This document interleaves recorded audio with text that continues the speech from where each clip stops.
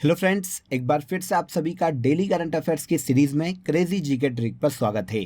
आज के इस वीडियो में हम 12 मई 2023 के सभी इंपॉर्टेंट करंट अफेयर्स को देखने वाले हैं, जो कि आपको इंडिया के किसी भी एग्जाम में या स्टेट की किसी भी एग्जाम में डेफिनेटली देखने को मिल सकते हैं। आप सभी जानते हैं कि अगर आपको इसकी पीडीएफ चाहिए तो आपको क्रेजी जीके ट्रिक के एप्लीकेशन पर या फिर क्रेजी जीके ट्रिक के टेलीग्राम चैनल पर free of cost daily current affairs की पीडीएफ अवेलेबल हो जाती है। लिंक मैंने आपको डिस्क्रिप्शन में दे दी है, वहां पर जाकर आप एप्लीकेशन को या टेलीग्राम चैनल को ज्वाइन कीजिए। वहां पर आपको डेली करंट अफेयर्स की पीडीएफ मिल जाएगी।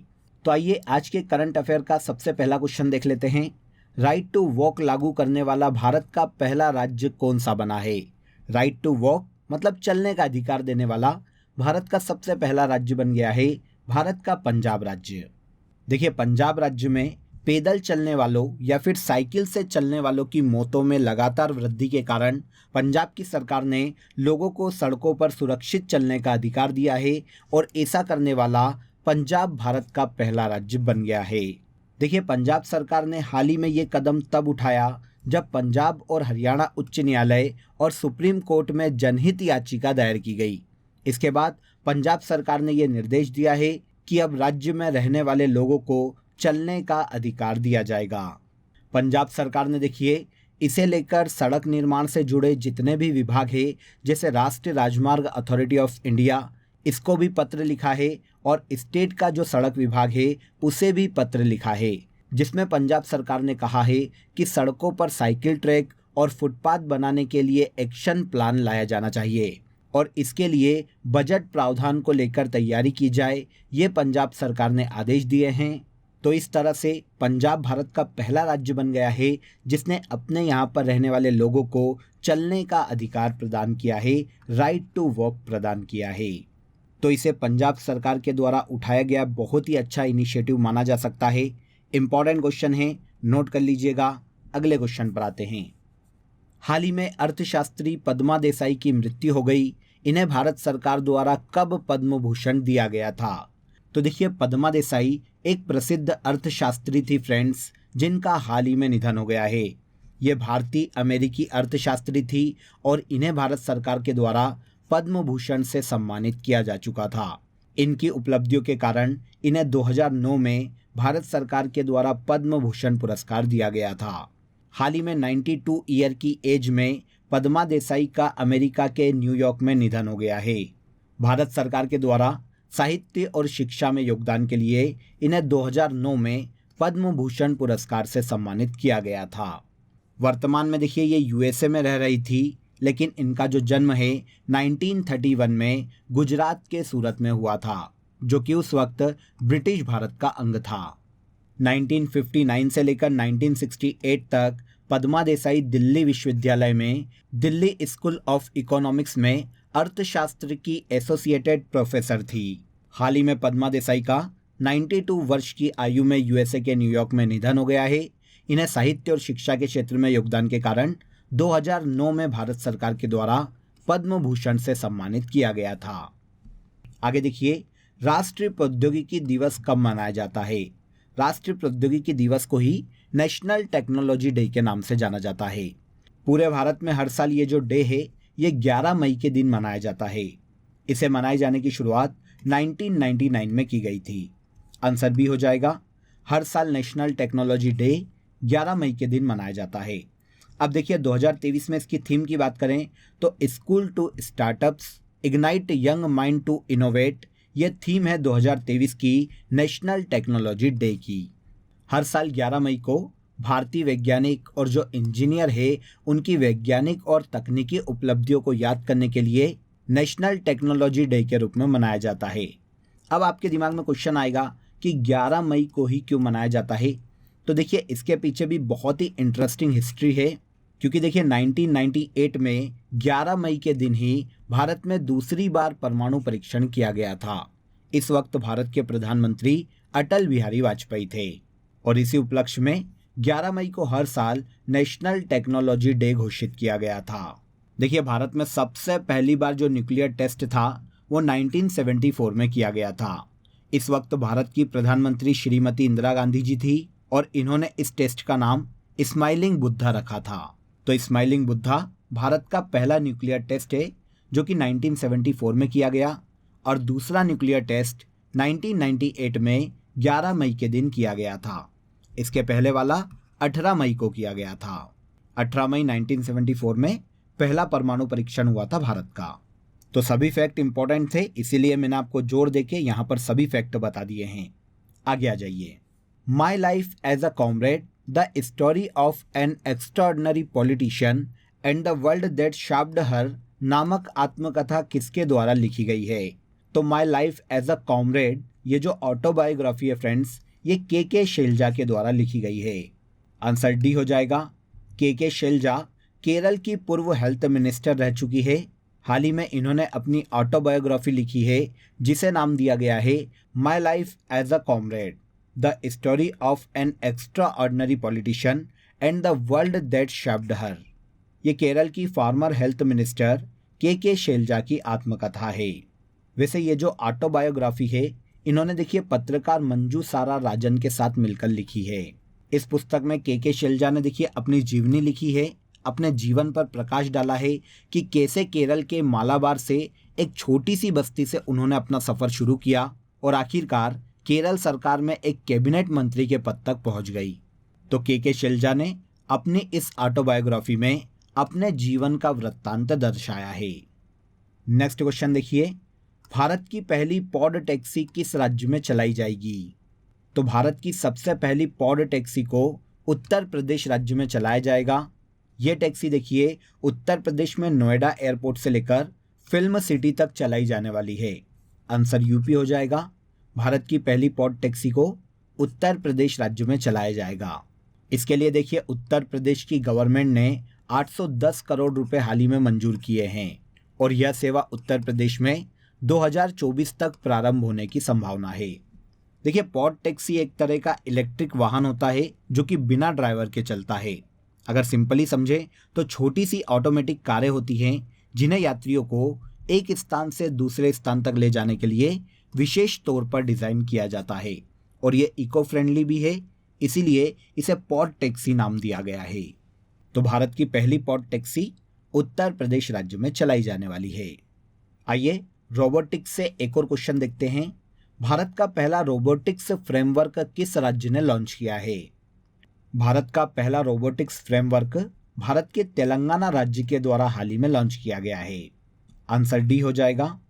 अब देखिए रोबोटिक्स फ्रेमवर्क के उद्देश्य की बात करें तो एक स्थायी रोबोटिक इकोसिस्टम को डेवलप करना और राज्य को रोबोटिक्स के क्षेत्र में अग्रणी बनाना रोबोटिक्स फ्रेमवर्क का मुख्य उद्देश्य है।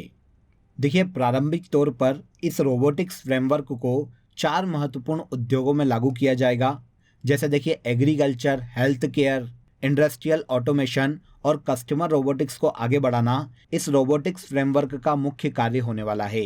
इन चारों क्षेत्रों में रोबोटिक्स तकनीक का लाभ उठाना इसका मुख्य उद्देश्य है।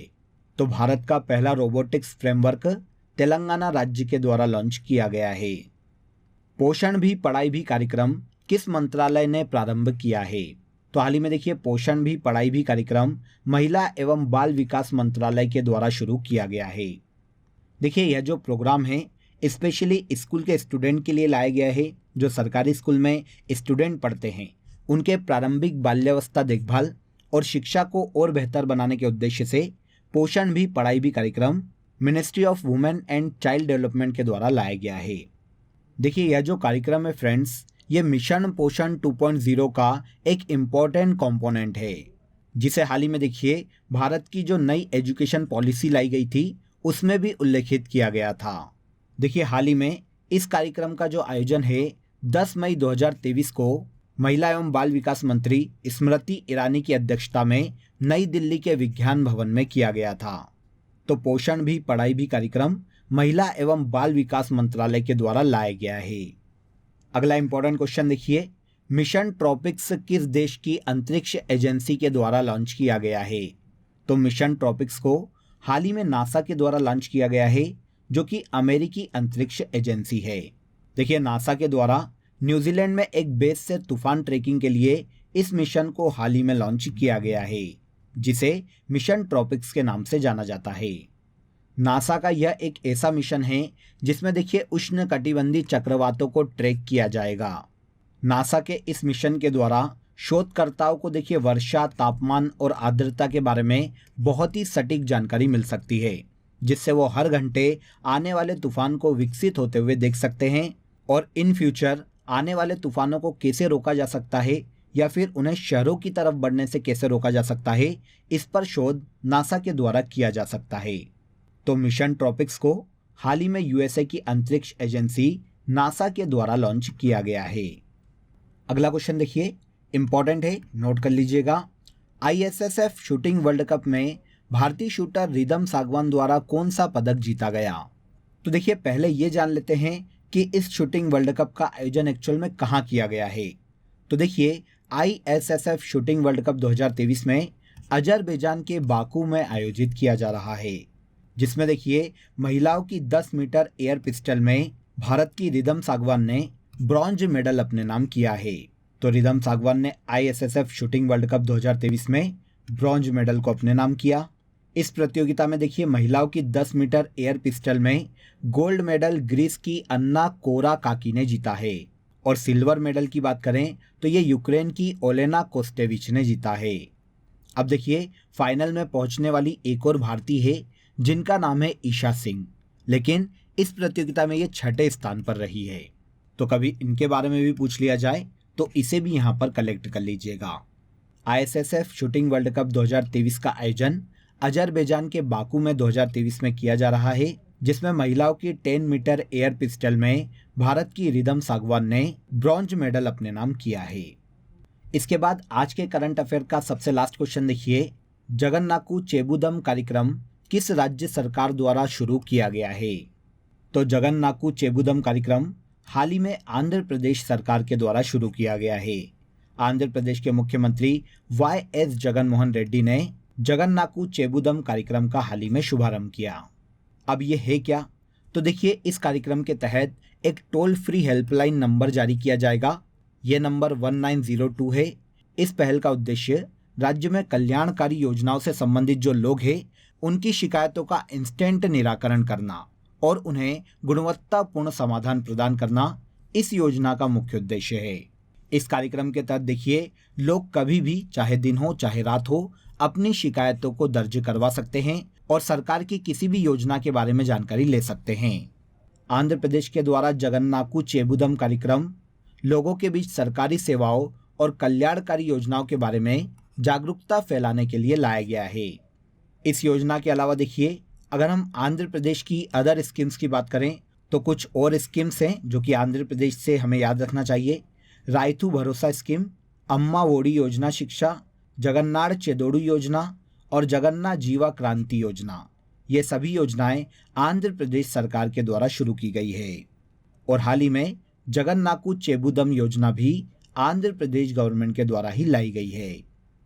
तो यहाँ पर मैंने आपको 12 मई 2023 के सभी इंपॉर्टेंट करंट अफेयर्स बता दिए हैं। एक बार फिर से आप रिवाइज करके देख सकते हैं, सभी क्वेश्चन यहाँ पर इंपॉर्टेंट है।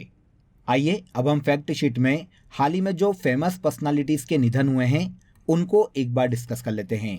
पहला देखिए, रणजीत गुहा का हाल ही में 100 वर्ष की आयु में निधन हो गया। ये एक प्रसिद्ध इतिहासकार थे।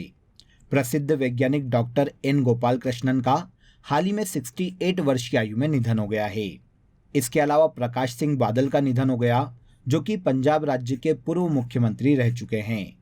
पाकिस्तान मुल्क के एक कनाडाई पत्रकार जो कि काफ़ी फेमस हैं, तारिक फतेह का भी हाल ही में निधन हो गया था। इसके बाद देखिए, भारत के पूर्व क्रिकेटर सलीम दुरानी का भी हाल ही में निधन हो गया। इंटेल कंपनी के को फाउंडर गार्डन मूर का हाल ही में 94 वर्ष की आयु में निधन हो गया है।